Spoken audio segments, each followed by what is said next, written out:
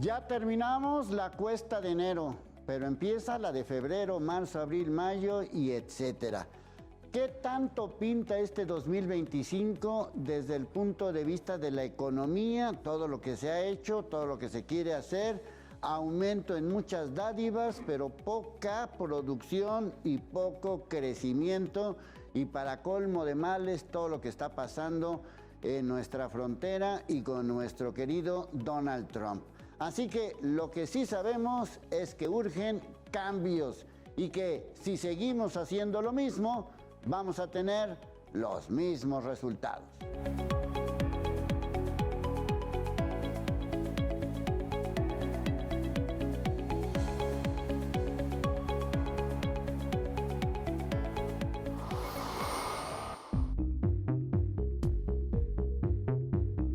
El Fondo Monetario Internacional prevé un crecimiento mundial del 3.3% para 2025 y 2026, por debajo de la media histórica de 2000 a 2019, que fue del 3.7%. En México, el panorama no es tan favorable. El crecimiento anual acumulado hasta el tercer trimestre de 2024 fue de 1.8% anual. Para 2025, el escenario se asemejará mucho al que se vivió el año anterior. El Fondo Monetario Internacional pronostica que la economía mexicana crecerá 1.5% anual en 2025, muy por debajo del promedio estimado para América Latina de 3.3%. El Tratado de Libre Comercio entre México, Estados Unidos y Canadá es una de las principales apuestas para el desarrollo del país. La revisión del tratado que iniciará ofrece oportunidades y también riesgos, especialmente en materia de energía, reformas judicial y la implementación del resto de las reformas constitucionales.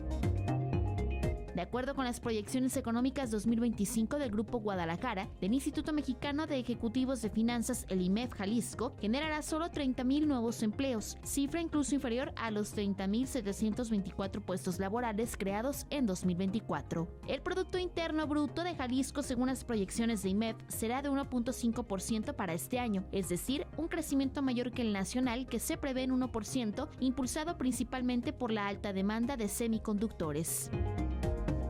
En cuanto a la inflación proyectada, esta podría llegar a 4.5% por arriba del 4% estimado a nivel nacional, motivada principalmente por el incremento en los precios de los alimentos.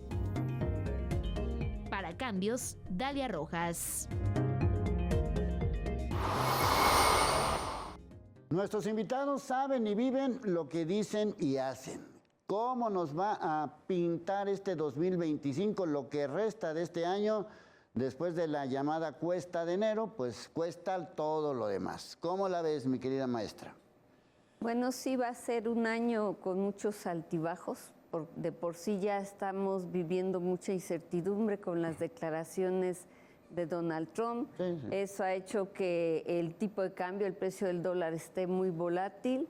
Y según vayamos avanzando a lo largo del año, a mí me parece que va a seguir habiendo volatilidad, ¿no? Porque pienso que de que nos van a poner aranceles, no necesariamente del 25%, pero está convencido de que eso le generará más ingresos a la economía norteamericana. Sí, no es nada más cumplir sus caprichos, sino que eso es parte de lo que a ellos les conviene, ¿no? Como economía, pues, ¿no? O de lo que él piensa que le es conveniente. Sí, porque a final de cuentas este asunto de los aranceles, ¿cómo lo podemos entender? O sea, ¿tengo que pagar más por qué o cómo?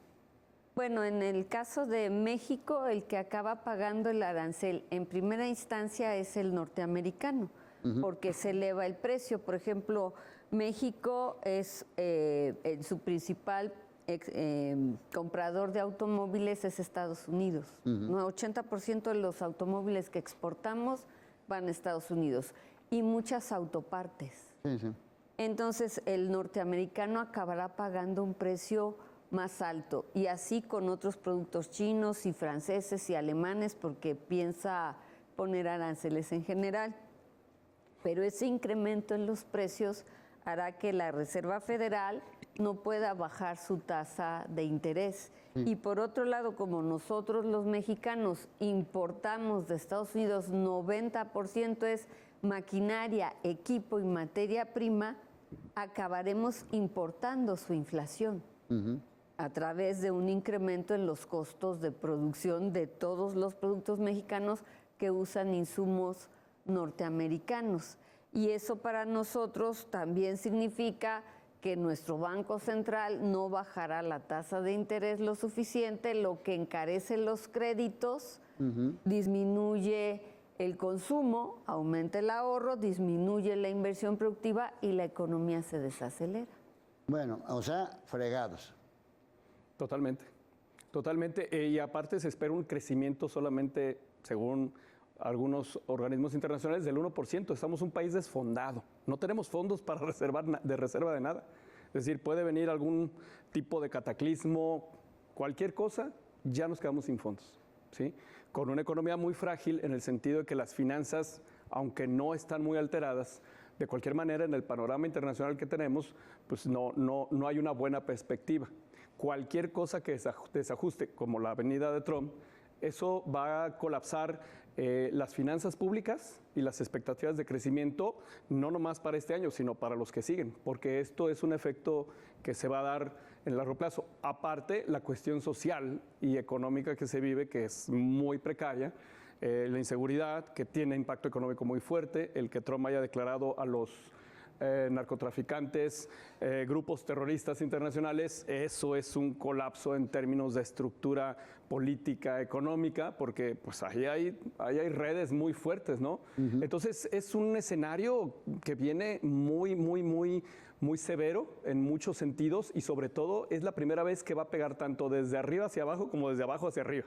No solamente la gente lo va a vivir, también arriba tienen ya sus preocupaciones muy claras. Sí, porque la otra parte es el tema, por ejemplo, de los migrantes, que también, si es que se vienen todas estas oleadas, pues todavía peor el asunto todavía, ¿no? Podría ser que, en efecto, nos llenemos de un exceso de fuerza laboral. Son malas noticias para los que trabajamos, porque vamos a tener más competencia. Son buenas noticias para el empresariado, va a tener más posibilidades de contratar fuerza laboral. La mala noticia, creo yo, para la mayoría de los hogares precisamente tiene que ver con que ya no van a llegar tantas remesas como solían llegar. Entonces, en esos términos, el subsidio que nos está llegando simplemente por la lealtad familiar, sí se va a ver mermado. Así que, claro, tenemos que tomar en cuenta esos detalles y precisamente por eso las expectativas son de estancamiento. Sí, estancamiento. Es decir, ¿cómo le hacemos para no estar tan estancados? Pues tenemos aquí un problema, tenemos, como ya lo han mencionado, una precarización laboral. Definitivamente... O sea, ¿va a haber menos salarios o los salarios van a ser igual o peor de raquíticos?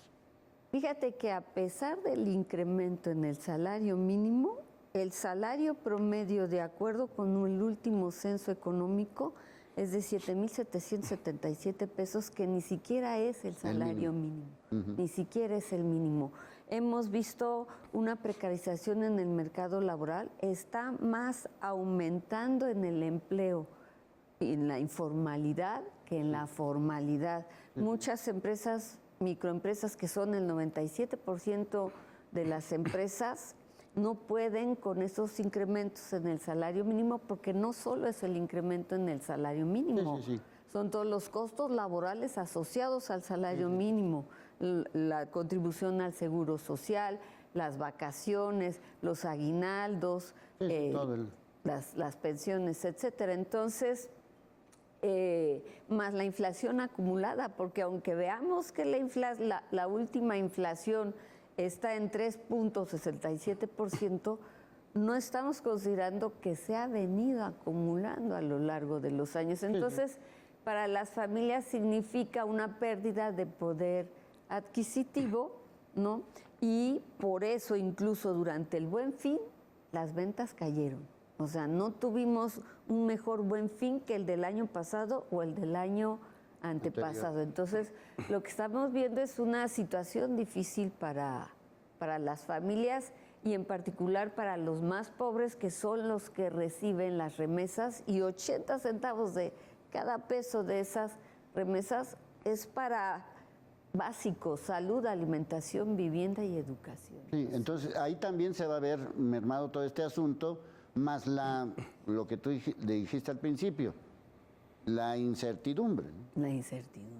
Bueno, obviamente lo que necesitamos son cambios, porque todo este panorama pues hay que tenerlo claro, porque si no hablamos claro, si no hablamos las cosas tal como son, pues nos vamos a quedar con la idea de que no, pues tenemos un superpeso, no, pues tenemos una superinflación, no, pues somos el país que no sé qué, hemos aumentado el salario mínimo. Pues sí, todo suena bonito, pero en la vida real pues lo estamos viviendo todos. Por eso urgen cambios.